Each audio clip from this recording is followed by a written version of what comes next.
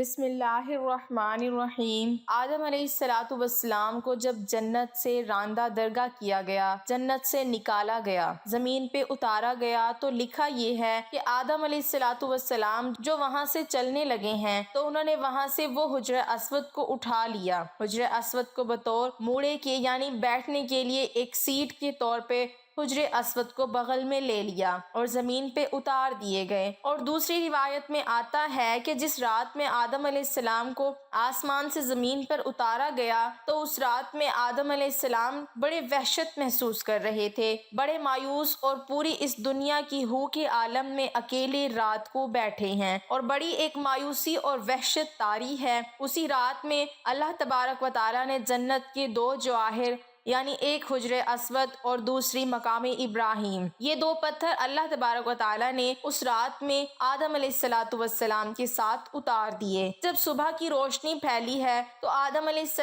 السلام نے اپنے پاس یہ دونوں پتھر پڑے دیکھے، پہچان گئے کہ یہ تو جنت کے میرے ساتھی ہیں کہ جنت کے جواہرات میں سے آپ نے دونوں کو لے کے سینے سے لگا کے ان کو بغل گیر ہو گئے۔ اس سے تسکین حاصل کرنے لگے کہ یہ وہ جنت کا ایک سامان میرے ساتھ آ گیا ہے۔ اس طریقے سے اللہ نے ان دونوں پتھروں کو زمین پر اتارا، اور عجیب بات ہے، ایک حدیث میں آتا ہے کہ آدم علیہ السلام جو حجر اسود لے کر آئے تھے، اصل میں حجر اسود ایک فرشتہ تھا۔ جب آدم علیہ السلام کو جنت میں اللہ تبارک و تعالیٰ نے آباد کیا، ایک فرشتے کی نگرانی لگا دی کہ آدم علیہ السلام کی نگرانی کرے کہ وہ ان تمام کی تمام جنتی ان کے لیے مباح ہے، لیکن یہ جو ایک درخت ہے، اس درخت کے کھانے سے ان کو منع کیا گیا ہے، تو تم اس کی نگرانی کرتے رہو کہیں آدم علیہ السلام اس درخت کا پھل نہ کھائیں۔ چنانچہ یہ فرشتے وہ آدم علیہ السلام کی نگرانی کرتا رہا تو آدم علیہ السلام بھی محتاط رہے اور جنت کے اندر وقت گزرتا رہا۔ جب اللہ تبارک و تعالیٰ کو تکوینی طور پر منظور تھا کہ آدم علیہ السلام پھل کھائیں اور پھر آگے سارا پڑوسی جو ہوا، تو یہ تکوینی نظام ہے، اللہ کے ہاں یہ ہونا تھا، یہ مقدر تھا، تو اللہ تبارک و تعالیٰ نے آدم علیہ السلام سے اس فرشتے کو اوجھل کر دیا، یعنی آدم علیہ السلام کو فرشتہ دائیں بائیں کہیں نظر نہیں آیا۔ تو جب یہ آدم علیہ السلام کو پھل کھانے کا موقع آیا تو انہوں نے آگے بڑھ کے اس پھل کو کھا لیا۔ جیسے ہی پھل کھایا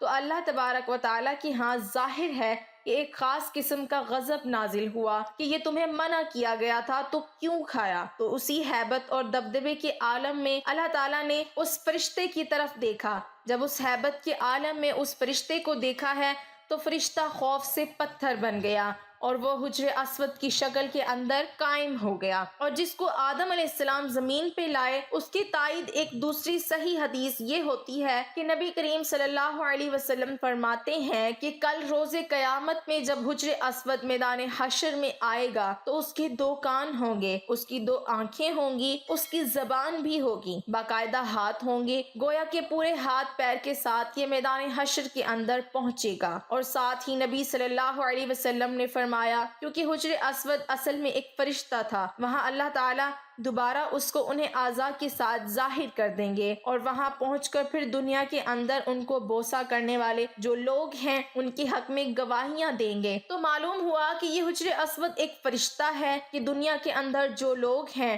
جو اس کو بوسہ دیتے ہیں اور وہ تختی پر نوٹ ہو جاتا ہے کہ اس آدمی نے مجھے بوسہ دیا، اس کے گناہ معاف کر دیے گئے، تو کل روز قیامت میں وہ اس کی گواہی دے گا۔ اور مزے کی بات ہے کہ دنیا کے اندر ایک بہت بڑے محدث گزرے ہیں، وہ یہ کہتے ہیں کہ مکہ کے اندر حرم میں حجر اسود کے قریب، کعبہ کے قریب ایک عرصہ تک رہا تو میں نے ایک مرتبہ عجیب منظر دیکھا کہ یہ حجر اسود وہاں سے نکلا اور اس کے دونوں ہاتھ تھے، پیر بھی تھے، اس کے کان اور پوری ایک انسانی شکل میں نکلتا ہے۔ وہ نکلا اور کافی دور تک ٹہلتا ہوا اور دوبارہ اسی جگہ قائم ہو گیا اور اسی طرح پتھر کی شکل اختیار کر دی۔ اس روایت سے تائید ہو گئی ہے کہ جو اس بہت بڑے محدث نے یہ نظارہ دیکھا تو معلوم ہوا ہے، حدیث میں آتا ہے کہ جب حجر اسود کو کوئی حج یا عمرہ کرنے والا بوسہ دیتا ہے تو حقیقت میں وہ اللہ سے مصافحہ کرتا ہے، اللہ سے سلام کرتا ہے، تو سلام کرنے کے نتیجے میں اللہ تعالیٰ اس کے سارے گناہوں کو